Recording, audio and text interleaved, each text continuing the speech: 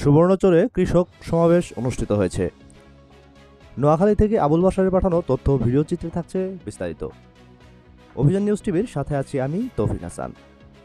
তারেক রহমানের নির্দেশক্রমে বাংলাদেশ সংখ্যাগরিষ্ঠ কৃষক জনগোষ্ঠীকে সুসংগঠিত করার লক্ষ্যে বাংলাদেশে ৩ মাসব্যাপী ইউনিয়ন পর্যায়ে কৃষক সমাবেশ অনুষ্ঠানের সিদ্ধান্ত নেন জাতীয়তাবাদী কৃষক দল।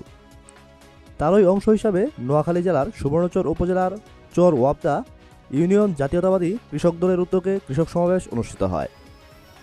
৮ জানুয়ারি বুধবার বিকেলে উপজেলার চর ওয়াবদা ইউনিয়নের চরকাজী মুখলেস সরকার প্রাথমিক বিদ্যালয় মাঠে এই কৃষক সমাবেশ অনুষ্ঠিত হয়।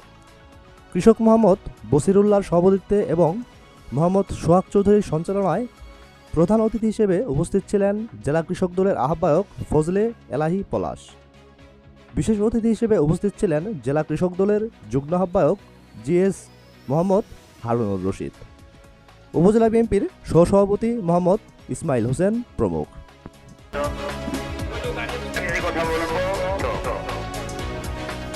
আমার গত প্লাবনে এমনি ভাবে আমরা এই সব সমাবেশ আমরা